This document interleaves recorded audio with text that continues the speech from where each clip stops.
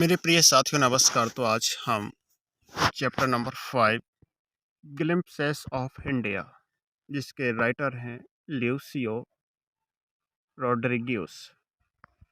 तो इसकी थोड़ा सा कहानी हम देख लेते हैं। सारांश part first, a baker from Goa.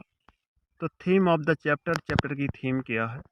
This chapter is a pen portrait of a traditional गांव village baker still has a important place in society। तो इस चैप्टर में pen portrait of a traditional मतलब एक पुराना गोवा का विलेज है जहाँ बेकर मतलब बनाने वाला पाव रोटी। तो कैसे बनाता है? वेरियस टाइप की ब्रेड बनाता है। और हाउ टू ग्रीट इट, कैसे वो अभिवादन करता है लेडीजों का।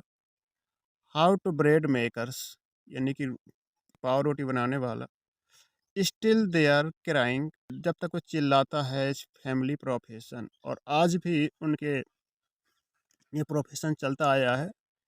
द ट्रेडिशनल केक, तो जो पारंपरिक केक है एंड ब्रेड रोटियां हैं बेकेड है ड्यूरिंग इम्पोर्टेंट ओकेजन, आज ही इनका हमारे लिए इम्पोर्टेंट है त्योहारों पर, विभिन्न विभिन्न कार्यक्रमों पर।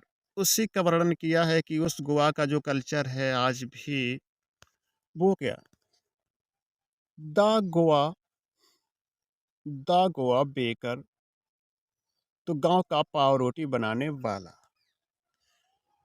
तो हु आज द गोवा बेकर, गोवा का पाव रोटी बनाने वाला कौन था? द गांव बेकर वाज ए टिपिकल गांव बेकर, विशिष्ट पाव रोटी बनाने वाला था जो क्या करता था। Who as an, the author is the narrator, इसमें ऑप्शन आया है, इसमें शब्द है नरेटर। ऑफ द स्टोरी, इस कहानी का कथावाचक। The author is the narrator of the story, तो ऑथर कौन थे यानी लेखक कौन था? इस स्टोरी का नरेटर था यानी कथावाचक था। Who was remember vividly the Goa baker, लेखक कहानी कथावाचक था जो गोवा के पाव रोटी बनाने वाले को याद करता है। वो क्या करता है? लेखक गोवा के पाव रोटी बनाने वाले को रिमेम्बर्स करता है यानी कि याद करता है। How he and his friend, कैसे और उसका दोस्त we are enthusiastic about baker and how fun, fun माने मजाकिया, हैड वह जब द बेकर अराइव्ड, जब वो आता था, जिंगलिंग हैज बम्बू स्टाफ, पाव रोटी बनाने वाले को लेखक याद करता है वह कैसे वह और उसके दोस्त पाव रोटी बनाने वाले के प्रति उत्साहपूर्ण थे और उन्हें कितना आनंद आता था जब वह अपना झंझना हुआ बांस का लठ लेकर पहुंचता था। Who are left Goa a long time ago, तो वो कौन था जिसने गोवा बहुत समय से छोड़ दिया था? वो था पोर्टुगेज, इसने जो बहुत लंबे समय पहले गोवा को छोड़ दिया था। Who are still exist Goa, तो इसका आंसर है the traditional breakers their furnaces. तो वहाँ पर क्या परंपरागत तरीके से रोटी बनाने वाला, डबल रोटी बनाने वाला था, पाव रोटी बनाने वाला था। What sound can still be heard in some place in Goa, तो इसका पहला ऑप्शन सही है कि वहाँ the sound of the baker of bamboo, वो एक डंडे में झुंझुना बांधे रहता था, उसकी साउंड सबको सुनाई देती थी, सबको पता लग जाता था डबल रोटी वाला आ गया, पाव रोटी वाला आ गया। तो baker are also known as, baker को और क्या बोलते हैं? पैडर बोलते थे। क्या बोलते थे? पैडर। Which one of the following task is done bakers, to bake the loaves. Who was the come to narrator house twice a day, वो कौन था जो नरेटर के घर 2 बार जाता था? तो कौन होगा? नरेटर, नरेटर का फ्रेंड होगा, और कौन होगा?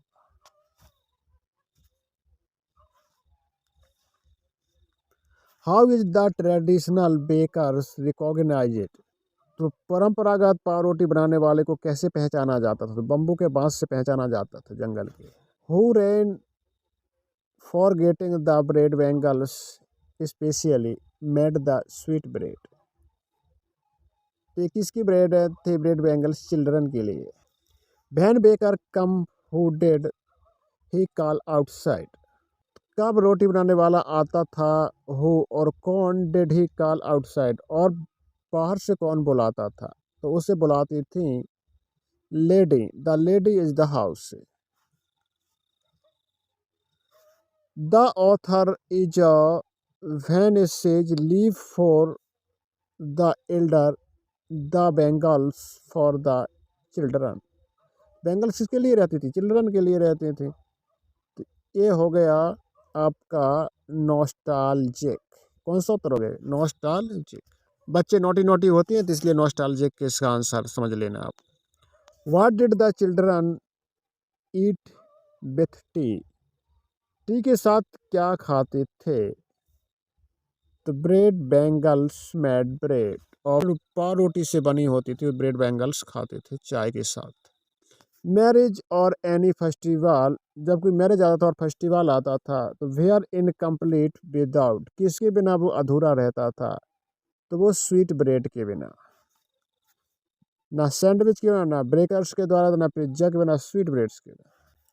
व्हाट इज बोल? बोल क्या है? तो द स्वीट ब्रेड है बोल। क्या है? The sweet bread. What was prepared by the lady of the house from her daughter engagement? Engagement के लिए sandwich. What were the essential for Christmas and other festival? Sandwich भी, cake और बॉलिन house. Both, B और सी। B सही है इसका और सी सही है इसका। यानी केक भी और बॉलिन हाउस भी ये बनाते थे क्रिसमस एंड अदर त्योहारों पर, मतलब ये आवश्यक होता था। The baker in Goa wore as special dress known as. Special dress Goa के लोग क्या पहनते थे? तो कबई पहनते थे। क्या पहनते थे? कबई।